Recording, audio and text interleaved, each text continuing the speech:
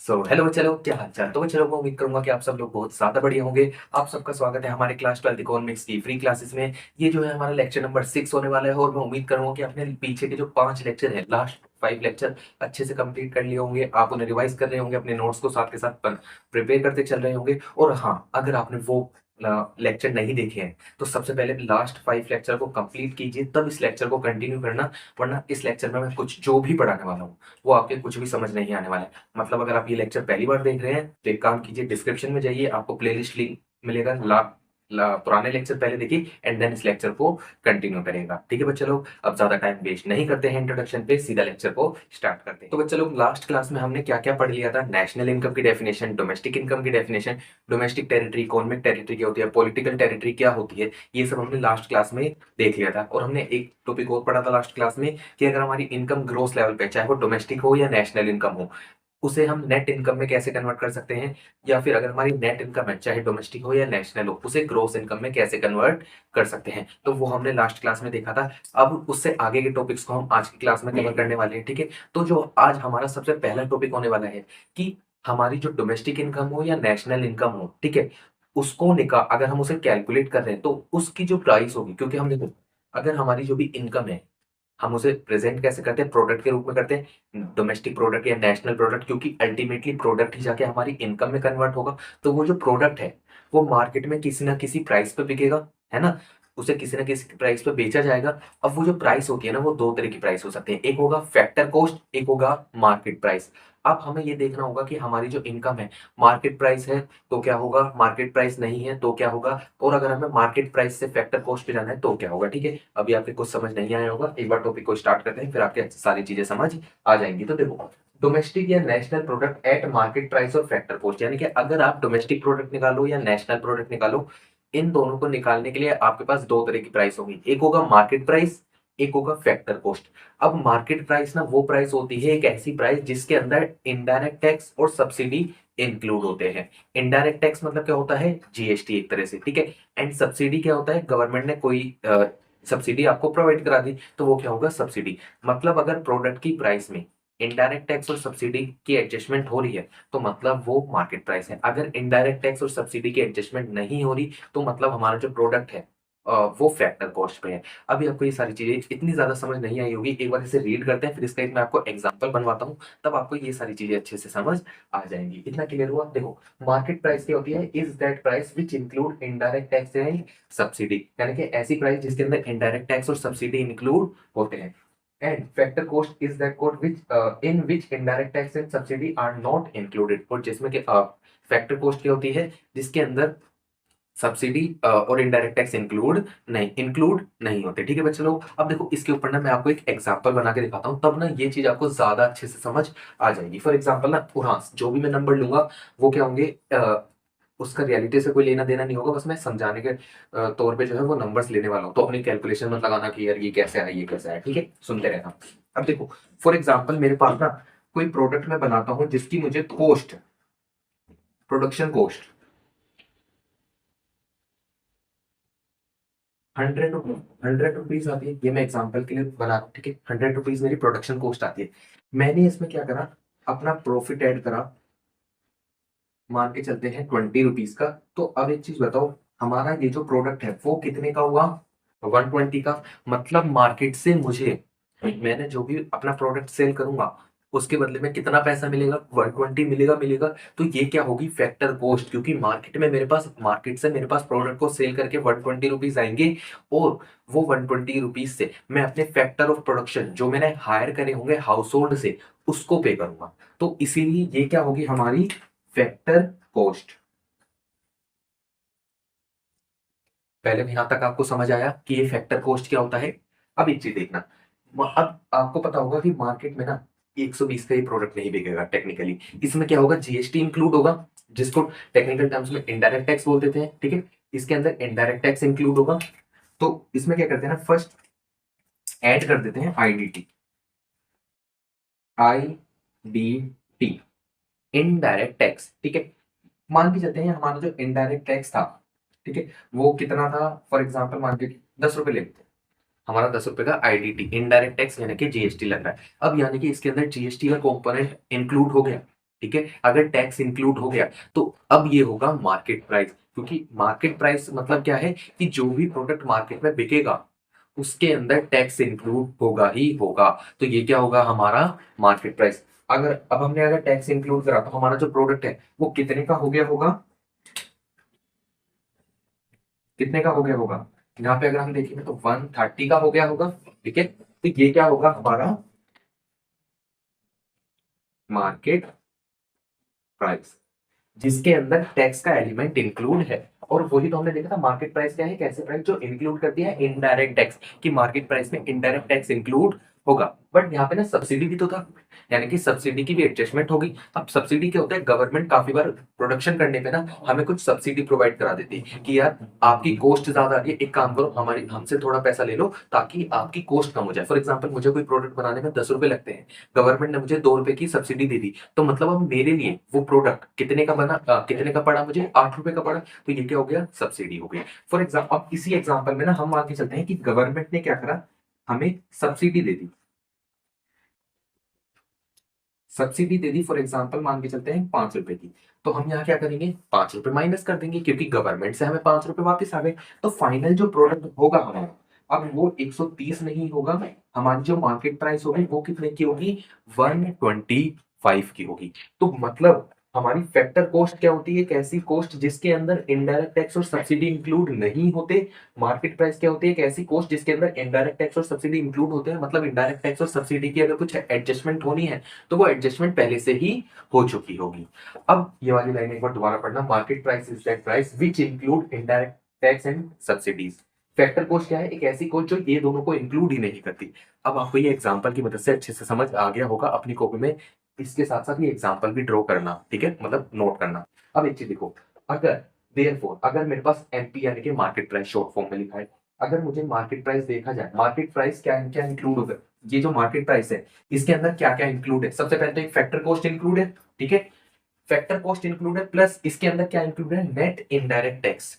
Net indirect tax कैसे निकलता है, indirect tax minus subsidy, indirect tax minus subsidy. क्योंकि देखो हमने 10 रुपए का टैक्स दिया, 5 रुपए की सब्सिडी आ गई, तो मैं आपसे ये पूछूं कि आपने नेट नेट में कितना टैक्स दिया गवर्नमेंट को, तो आप यही बोलोगे ना यार मैंने नेट नेट में तो 5 रुपए का टैक्स दिया। ठीक है, तो यहाँ पे क्या हो रहा है कि अगर हमें मार्केट प्राइस चाहिए तो हम कैसे कैसे निकालेंगे, factor cost plus net indirect tax, जिसे शॉर्ट में एनआईटी लिख देते हैं। और एनआईटी निकलता कैसे, IDT, indirect tax minus subsidy. इतना क्लियर हुआ सब बच्चों को। वहीं अगर हमें फैक्टर कॉस्ट पे जाना हो, यानी कि फैक्टर कॉस्ट फाइंड करनी हो, तो क्वेश्चन में आपके पास क्या होगा, मार्केट प्राइस गिवन होगी। अगर आपको ये चाहिए तो आप क्या करो, मार्केट प्राइस लो, उसके अंदर से इनडायरेक्ट टैक्स और सब्सिडी की जो भी एडजस्टमेंट थी उसको माइनस कर दो, यानी कि नेट इनडायरेक्ट टैक्स को माइनस कर दो, तो आपके पास क्या आ जाएगा, फैक्टर कॉस्ट आ जाएगा।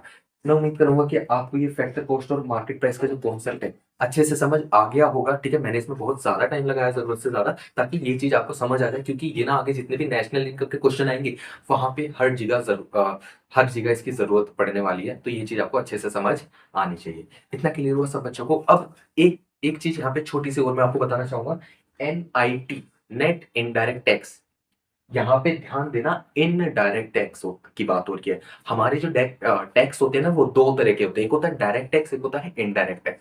अब ये डायरेक्ट इनडायरेक्ट की मैं ज्यादा डिटेलिंग में नहीं जाऊंगा, बस इतना याद रखना, मैं एग्जांपल के तौर पर बता रहा हूँ कि डायरेक्ट टैक्स क्या होता है, एज अ इनकम टैक्स होता है एक तरह से, ठीक है, जो पर्सन की इनकम पे लगाया जा रहा है। बट यहाँ पे क्या हो रहा है, गुड्स एंड सर्विसेज की बात हो रही है, मतलब अभी हम प्रोडक्ट को सेल कर रहे हैं उस टाइम की बात हो रही है। तो अगर हम प्रोडक्ट को सेल करते हैं तो उस टाइम पे क्या लगता है, जीएसटी लगता है, और जीएसटी क्या होता है, हमारा इनडायरेक्ट टैक्स। तो हमेशा याद रखना, जब यहाँ पे आप एनआईटी निकालोगे ना तो इनडायरेक्ट टैक्स माइनस सब्सिडी करना है। इतना क्लियर हुआ सब बच्चों को। क्योंकि देखो एग्जाम में ना काफी बार ऐसे एमसीक्यूज बने हैं, वहां पे क्या होगा ना, आपको बोल दिया जाता है फॉर एग्जाम्पल इनडायरेक्ट टैक्स आपको 500 दिया है, सब्सिडी आपको 200 दी है, एंड आपको साथ के साथ ना क्वेश्चन में डायरेक्ट टैक्स भी दे दिया, मान के चलते हैं 300।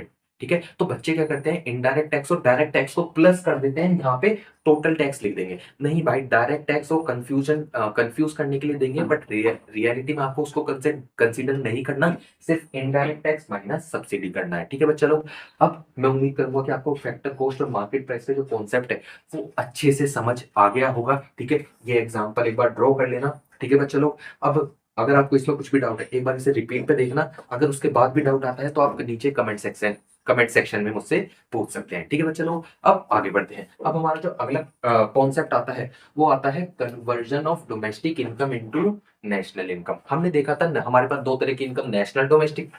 अब अगर मेरे पास डोमेस्टिक इनकम है, मुझे नेशनल पे जाना है तो कैसे जाऊं? अगर मेरे पास नेशनल इनकम है, मुझे डोमेस्टिक पे आना है तो कैसे आऊं?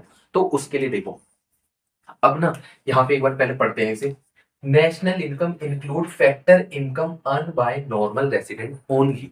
यानी कि नेशनल इनकम क्या इंक्लूड करता है? वो ही इनकम जो हमारे नॉर्मल रेसिडेंट ने अर्न करी है ओनली। नॉन रेसिडेंट ने अगर कुछ भी इनकम अर्न करी है तो उसको हम नेशनल इनकम में इंक्लूड नहीं करते, और नेशनल इनकम में नॉर्मल रेसिडेंट की इनकम कंसीडर करी जाएगी। अब इससे भी फर्क नहीं पड़ता उसने इंडिया में अर्न करी है, इंडिया के बाहर अर्न करी है। ठीक है बच्चे लोग, तो नेशनल इनकम में सिर्फ नॉर्मल रेसिडेंट की इनकम ही इंक्लूड होगी, बट डोमेस्टिक इनकम में तो ऐसा होता नहीं है। हमने लास्ट क्लास में देखा था डोमेस्टिक इनकम क्या करती है, इंक्लूड करती है factor income earn by normal resident और नॉन रेसिडेंट।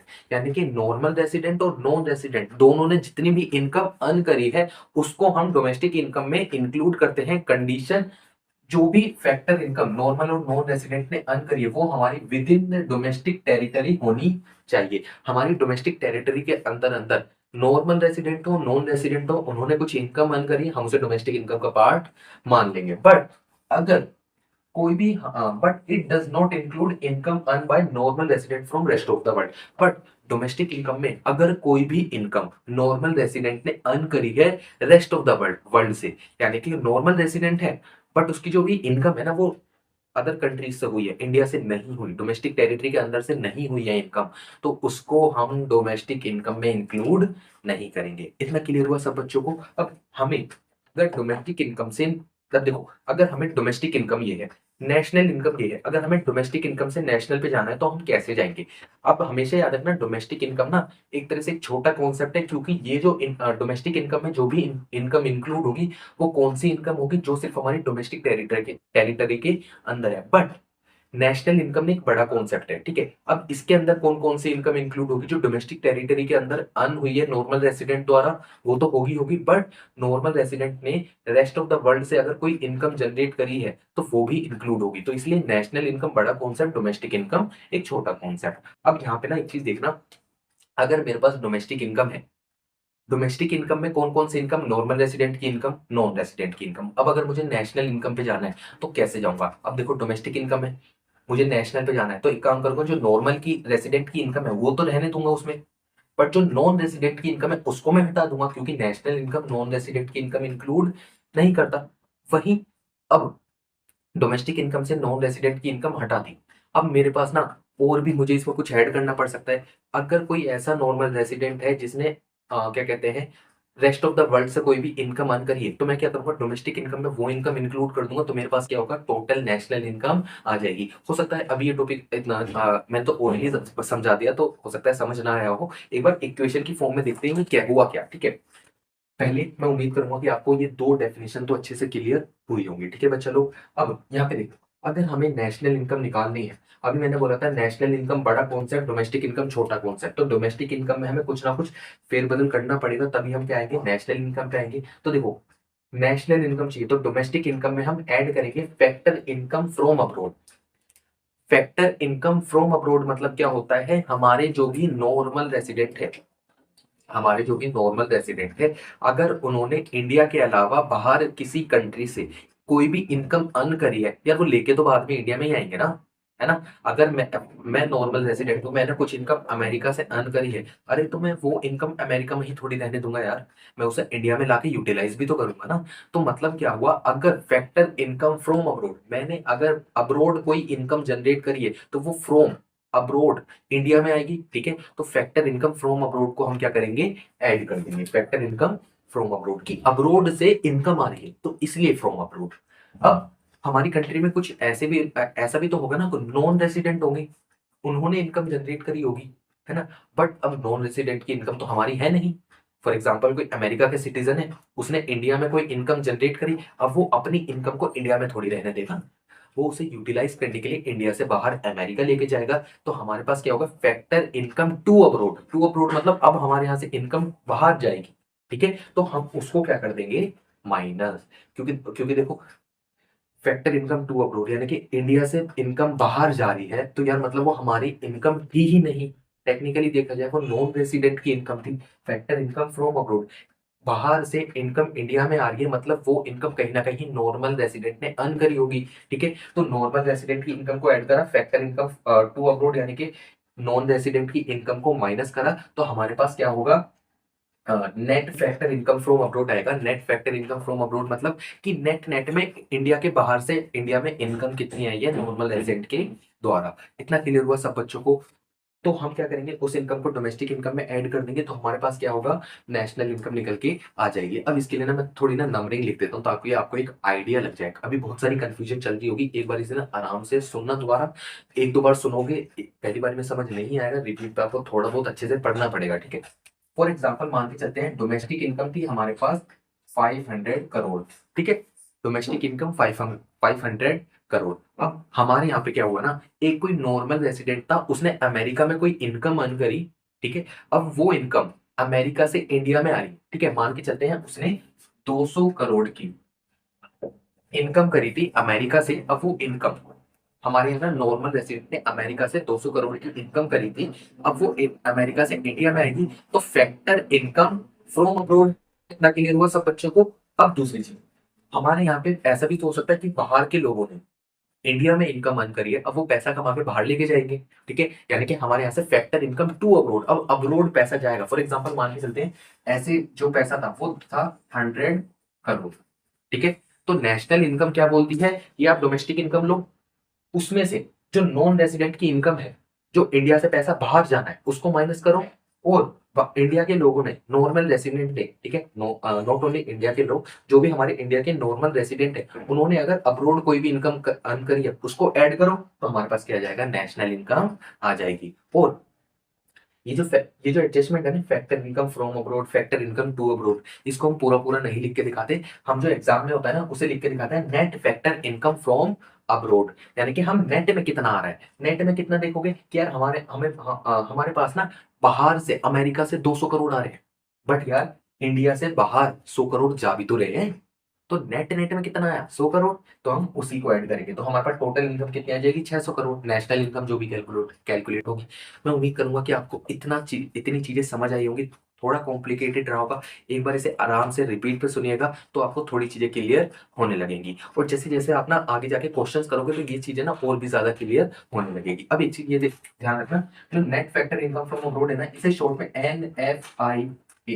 NFIA बोलते हैं। ठीक है, NFIA निकालना होता है, तो कैसे निकलता है, NFIA तो कैसे निकलता है, FIFA, factor income from abroad, factor income from abroad, short में क्या लिखा, FIFA minus FITA, factor income to abroad, factor income to abroad, तो वो क्या हुआ, फीटा। इतना क्लियर हुआ सब बच्चों को। मतलब डोमेस्टिक इनकम में NFIA ऐड करो, हमारे पास नेशनल इनकम आ जाएगी। तो बच्चा लोग, मैं उम्मीद करूंगा कि आपको हमें डोमेस्टिक इनकम से नेशनल पे कैसे जाना है, और अगर आपको नेशनल इनकम से डोमेस्टिक पे जाना होगा, तो आप क्या करोगे यार, नेशनल इनकम माइनस NFIA कर दोगे, net factor income from abroad जो है माइनस कर दोगे, तो आपके पास क्या होगा, डोमेस्टिक इनकम आ जाएगी। इतना क्लियर, ठीक है। तो मैं उम्मीद करूंगा कि आपको factor cost, market price, national income, domestic income का कन्वर्जन कैसा होता है, ये टॉपिक अच्छे से समझ आया होगा। ठीक है बच्चा लोग, अब आगे बढ़ते हैं हमारे अगले बच्चा लोग। अब जो हमारा नेक्स्ट टॉपिक आता है वो आता है एग्रीगेट्स ऑफ इनकम।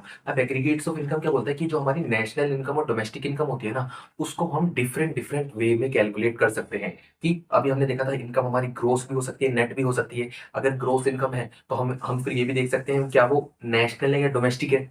फिर हम ये भी देख सकते हैं क्या वो मार्केट प्राइस या फैक्टर कॉस्ट पे है। तो ऐसे हमारे इनकम के डिफरेंट डिफरेंट कॉम्बिनेशन बन सकते हैं। तो टोटल ऐसे ना आपके 8 एग्रीगेट्स बनते हैं इनकम के। अब वो आठों के आठों एग्रीगेट्स जो है हम यहाँ पे देखने वाले हैं। तो उसके लिए ना मैंने एक चार्ट ड्रॉ करने वाला हूँ, मेरे साथ वो ड्रॉ करते रहिएगा। ठीक है बच्चा लोग, ताकि आपको आइडिया लगेगा कि वो आखिर चार्ट बन कैसे रहा है। ठीक है, अब देखो, और प्लीज ध्यान दीजिएगा मैं इसको बना कैसे रहा हूँ, क्योंकि आपको ये ना पूरी जो इनकम है, ये आपको सारी याद नहीं रह पाएंगी। तो आपको किस तरह से ये बनाई जा रही है वो याद रखना है। ठीक है चलो, अब देखो एग्रीगेट्स ऑफ इनकम। अगर आप सबसे पहले एक चीज देखो, अगर आप इनकम कैलकुलेट करोगे, ठीक है, तो आपके पास इनकम हमने देखा था दो तरीके की आएंगी। या तो सबसे पहले क्या होगा, ग्रोस इनकम आएगी, या फिर आएगी नेट इनकम। तो यहाँ पे एक चीज देखना, सबसे पहले जो भी हमारी इनकम होगी, या तो क्या होगा, हमारी जो इनकम होगी ग्रोस होगी, या क्या होगी, नेट इनकम होगी। ठीक है, क्योंकि इनकम अगर निकालनी है या तो यार ग्रोस इनकम निकालो या फिर नेट इनकम निकालो। अब हमने चलो डिसाइड कर लिया, हम ग्रोस भी निकालेंगे नेट भी निकालेंगे।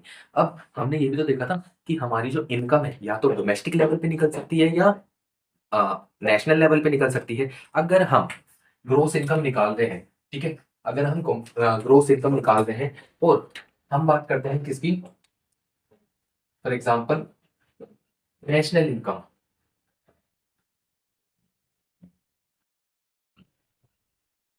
ठीक है, जिसको हम क्या बोलेंगे, एनपी। यानी कि अगर हम क्या निकालेंगे, नेशनल इनकम निकालेंगे बट ग्रोस, ठीक है। वही जरूरी थोड़ी है ग्रोस नेशनल निकालें, हो सकता है डोमेस्टिक निकालें, डोमेस्टिक इनकम जिसको आप शॉर्ट में क्या लिखते हो, डीपी। ठीक है, सेम केस ये तो हमने था ग्रोस में, कि ग्रोस अगर हमें इनकम निकालनी है तो ग्रोस इनकम या तो हम नेशनल लेवल पे निकाल सकते हैं या डोमेस्टिक लेवल पे निकाल सकते हैं। सेकंड केस, अगर हम नेट इनकम निकाल रहे हैं, ठीक है, अगर हम नेट इनकम निकालते हैं तो नेट में भी क्या होगा, हम या तो नेशनल लेवल, अच्छा ठीक है, मैंने यहाँ पे नेशनल एक बार लिख दिया तो मैं यहाँ पे ना एनपी लिख देता हूँ। या तो हम नेशनल लेवल पे निकालेंगे या हम डोमेस्टिक लेवल पे निकालेंगे। पहले हमने देखा ग्रोस इनकम या तो नेशनल या डोमेस्टिक लेवल, फिर हमने देखा नेट इनकम या तो नेशनल या फिर डोमेस्टिक लेवल। अब एक चीज देखो, अगर अभी हमने फिर देखा था कि अगर हम नेशनल प्रोडक्ट निकालो या डोमेस्टिक प्रोडक्ट निकालो, उनकी कुछ ना कुछ कॉस्ट होगी या प्राइस होगी, ठीक है, मार्केट में बिकना भी तो है वो प्रोडक्ट। तो उसके ऊपर हमने देखा कि दो तरह की कॉस्ट होती है, एक होता है मार्केट प्राइस और एक होता है फैक्टर कॉस्ट। मतलब अगर हम नेशनल इनकम भी निकालते हैं, अगर हम नेशनल इनकम निकालेंगे तो या तो क्या होगा, वो मार्केट प्राइस एमपी पे होगा या फिर क्या होगा, वो फैक्टर कॉस्ट पर होगा। ठीक है, सेम केस अगर हम डोमेस्टिक इनकम निकालेंगे तो डोमेस्टिक इनकम भी या तो मार्केट प्राइस पे निकलेगी या तो वो फैक्टर कॉस्ट पे निकलेगी। कितना क्लियर हुआ सब बच्चों को? वही नेट इनकम में भी आ जाएगा। अगर हम नेट इनकम निकालते हैं नेशनल प्रोडक्ट की, यानी कि नेशनल इनकम की, तो क्या होगा, या तो मार्केट प्राइस या फिर factor cost. Same case BP के साथ भी, मार्केट प्राइस, फैक्टर कॉस्ट। इतना सबको क्लियर हुआ? क्योंकि देखो, हमने सबसे पहले डिसाइड करना है कि हम अपनी इनकम ग्रोस निकाल रहे हैं या नेट निकाल रहे हैं। हम इनकम ग्रोस भी निकाल सकते हैं, नेट भी निकाल सकते हैं। इनकम ग्रोस और नेट डिसाइड करने के बाद हमने देखना है नेशनल इनकम कैलकुलेट करें या डोमेस्टिक इनकम कैलकुलेट करें। सेम नेट के केस में भी होगा। अगर हमने ये भी डिसाइड कर लिया तो हम देखेंगे इनकम अगर नेशनल निकालते हैं तो हमने देखा वो मार्केट प्राइस पे भी हो सकता है, फैक्टर कॉस्ट पे भी हो सकता है। सेम केस डोमेस्टिक भी मार्केट प्राइस और फैक्टर कॉस्ट पे भी हो सकता है। एंड हमारी जो नेट इनकम है वो भी मार्केट प्राइस और फैक्टर कॉस्ट पे हो सकती है। इतना क्लियर हुआ? ठीक है, अब ये जो मैंने चार्ट बनवाया, अब यहां से हम अपने एग्रीगेट्स ऑफ इनकम कैलकुलेट करेंगे। ठीक है, अब सबसे पहले एक चीज देखना, हमने सबसे पहले क्या देखा, हमारी जो इनकम है वो क्या है, ग्रोस इनकम, नेशनल लेवल पर है, मार्केट प्राइस पर है। ठीक है, तो ग्रोस इनकम नेशनल लेवल पर, मार्केट प्राइस पर, इसको हम कैसे रिप्रेजेंट करेंगे, इसे लिखते कैसे, ठीक है, वो चीज देखिएगा। अगर हमें इसे लिखना है तो इसे लिखने के लिए हम क्या करेंगे, सबसे पहले हमारे पास क्या है, ग्रोस इनकम है ना, तो ग्रोस का ना जी ले लेंगे। ठीक है, ग्रोस इनकम है, नेशनल लेवल पर है, यानी कि नेशनल इनकम की बात हो रही है, तो नेशनल इनकम का हम एनपी ले लेंगे। कौन सी प्राइस पर है, मार्केट प्राइस पर है, तो यहाँ पे ना नीचे हम छोटा सा लिख देंगे मार्केट प्राइस। तो आपके पास ना ऐसी इनकम कौन सी बनेगी, जी एनपी एट एमपी। इसको रीड कैसे करा जाए, जी एनपी एट एमपी, तीन पार्ट में, जी एनपी एट एमपी। जी मतलब ग्रोस इनकम, एनपी मतलब नेशनल प्रोडक्ट यानी कि नेशनल इनकम, एमपी मतलब मार्केट प्राइस पर। इतना क्लियर हुआ सब बच्चों को? सेम केस अगर हमें यहाँ पे फैक्टर कॉस्ट निकालनी है तो फैक्टर कॉस्ट के लिए क्या होगा, ग्रोस इनकम नेशनल लेवल पर, फैक्टर कॉस्ट पर। तो हम इसको रिप्रेजेंट करेंगे ग्रोस का जी, नेशनल लेवल यानी कि नेशनल प्रोडक्ट का एनपी, और यहाँ पे छोटा सा एफसी। ठीक है, gross income national product at factor cost, यानी कि gross national product at factor cost. हम इसे याद रखने से तीन पार्ट में पढ़ा जाएगा, जी एनपी एट एफसी। इतना क्लियर हुआ सब बच्चों को? एंड अब यहाँ पे आता है डोमेस्टिक इनकम की बात करें तो यहाँ पे देखो क्या होगा, डोमेस्टिक इनकम में अगर हम आते हैं तो ग्रोस इनकम डोमेस्टिक है, ग्रोस इनकम डोमेस्टिक है बट मार्केट प्राइस पे, तो ग्रोस का सबसे पहले जी ले लेंगे, डोमेस्टिक इनकम का क्या ले लेंगे, डीपी, एंड मार्केट प्राइस का एनपी। रीड कैसे करेंगे, gross domestic product at market price, same 3 part में डिवाइड। ठीक है, अब मैं उम्मीद करूंगा कि आपको पैटर्न समझ आ गया होगा, तो मैंने ये फटाफट सारी इनकम लिख देता हूँ। ठीक है, अब यहाँ पे अगर हम देखते हैं, मैं एक बार इन्हें सबको लिख देता हूँ, फिर इसके आगे का डिस्कशन। यहाँ पे ना मैंने सारे एग्रीगेट लिख दिए हैं, तो आपके पास ना ऐसे 8 एग्रीगेट है, GNP at MP, GNP at FC, GDP at MP, GDP at FC, NNP at MP मतलब नेट इनकम नेशनल प्रोडक्ट, यानी कि नेशनल लेवल पे मार्केट प्राइस पे, net income national product market price पर। सेम पहला N क्या बताएगा, net, NP क्या बताएगा, नेट प्रोडक्ट यानी कि नेशनल इनकम, और किस पे, फैक्टर कोस्ट पे। एंड डीपी क्या होगा, एनडी यहाँ पे अगर डोमेस्टिक प्रोडक्ट की नेट इनकम यानी कि N, DP domestic product at market price, और यही net domestic product at factor cost. तो बच्चे लोग मैं उम्मीद करूंगा कि आपको ये एग्रीगेट्स ऑफ इनकम भी अच्छे से समझ आ गए होंगे। अब याद रखना यहाँ पे हमने ना, अगर देखा जाए एग्जैक्टली डोमेस्टिक, क्योंकि यहाँ पे 8 एग्रीगेट्स, तो इसमें से एग्जैक्टली नेशनल इनकम कौन सी है, डोमेस्टिक इनकम कौन सी है, तो हमेशा याद रखना। तो ये जो एनएनपी एट एफसी है, एनएनपी एट एफसी, ये क्या होगा आपका, नेशनल इनकम। ठीक है, दूसरा आपकी जो डोमेस्टिक इनकम होती है वो क्या होगा, NDP at FC, domestic income.